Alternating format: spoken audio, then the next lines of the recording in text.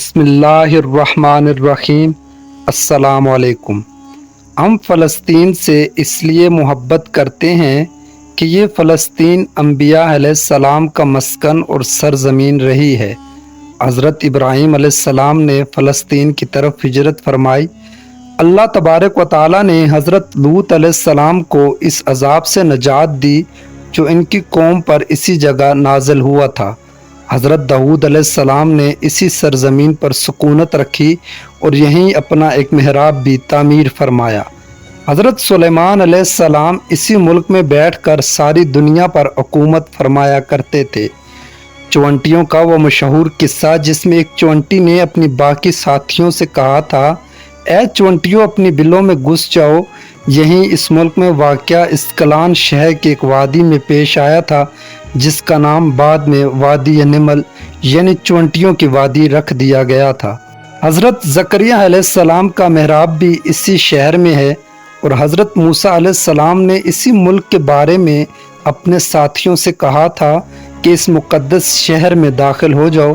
انہوں نے اس شہر کو مقدس، اس شہر کے شرک سے پاک ہونے اور انبیاء علیہ السلام کا مسکن ہونے کی وجہ سے کہا تھا۔ اس شہر میں کئی معجزات وقوع پذیر ہوئے جن میں ایک کنواری بی بی حضرت مریم علیہ السلام کے بطن سے حضرت عیسیٰ علیہ السلام کی ولادت مبارک بھی ہے۔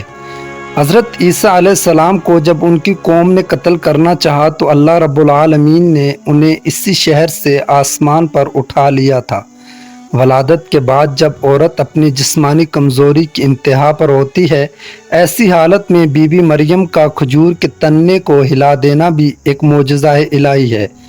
قیامت کی علامات میں سے ایک حضرت عیسیٰ علیہ السلام کا زمین پر واپس تشریف اسی شہر کے مقام سفید مینار کے پاس ہوگا۔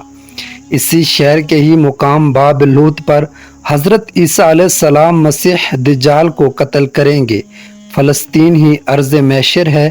اسی شہر سے ہی یاجوج و ماجوج کا زمین میں قتال اور فساد کا کام شروع ہوگا۔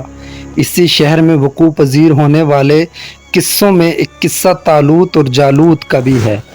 فلسطین کو نماز کی فرضیت کے بعد مسلمانوں کا قبلہ اول ہونے کا اعزاز بھی حاصل ہے۔ ہجرت کے بعد حضرت جبرائیل علیہ السلام دوران نماز ہی حکم ربی سے آقا علیہ السلام کو مسجد الاقصی یعنی فلسطین سے بیت اللہ کعبہ مشرفہ مکہ مکرمہ کی طرف رخ کرا گئے تھے۔ جس مسجد میں یہ واقعہ پیش آیا وہ مسجد آج بھی مسجد قبلتین کہلاتی ہے۔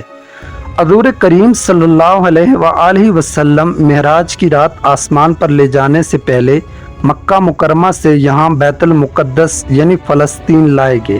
سرکار دو عالم صلی اللہ علیہ وآلہ وسلم کی اقتداء میں انبیاء علیہ السلام نے یہاں نماز ادا فرمائی۔ اس طرح فلسطین ایک بار پھر سارے انبیاء کا مسکن بن گیا۔ سیدنا ابو ذر کہتے ہیں کہ میں نے رسول اللہ صلی اللہ علیہ وآلہ وسلم سے عرض کیا، زمین پر سب سے پہلی مسجد کون سی بنائی گئی؟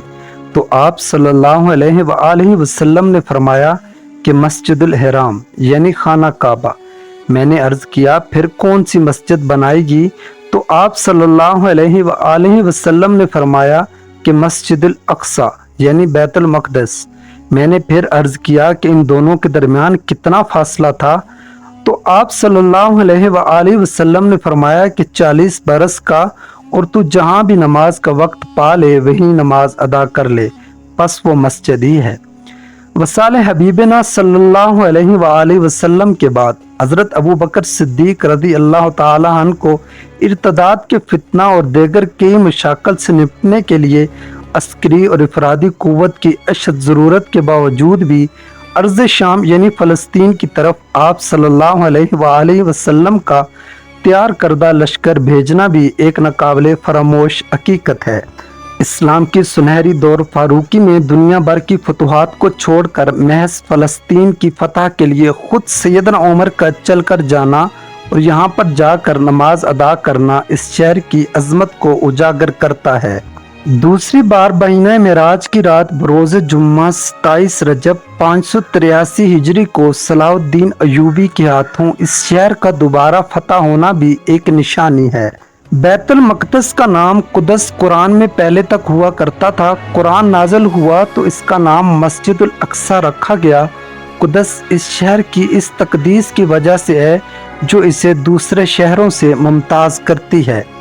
اس شہر کے اصول اور اسے رومیوں کے جبر و استبداد سے بچانے کے لیے 5000 سے زیادہ صحابہ کرام رضوان اللہ علیہم اجمعین نے جام شہادت نوش کیا اور شہادت کا باب آج تک بند نہیں ہوا، سلسلہ ابھی تک چل رہا ہے۔ یہ شہر اس طرح شہیدوں کا شہر ہے۔ مسجد الاقصی اور بلاد شام کی اہمیت بالکل حرمین شریفین جیسی ہی ہے۔ جب قرآن پاک کی یہ آیات والتین والزیتون وطور سینین وہذا البلد الامین نازل ہوئی تو ابن عباس کہتے ہیں کہ ہم نے بلاد شام کو التین انجیر سے، بلاد فلسطین کو الزیتون زیتون سے اور الطور سینین کو مصر کے پہاڑ کوہ طور جس پر جا کر حضرت موسیٰ علیہ السلام اللہ پاک سے کلام کیا کرتے تھے سے استدلال کیا۔ دراصل امت محمد صلی اللہ علیہ وآلہ وسلم حقیقت میں اس مقدس سرزمین کی وارث ہے۔ فلسطین کی عظمت کا اندازہ اس بات سے بھی لگایا جا سکتا ہے یہاں پر پڑھی جانے والی ہر نماز کا اجر 500 گنا بڑھا دیا جاتا ہے۔ ہم اللہ تعالیٰ سے دعا گو ہیں کہ اللہ رب العالمین فلسطین کے مظلوم مسلمانوں کی غیبی مدد فرمائے اور انہیں آزادی نصیب فرمائے، آمین یا رب العالمین۔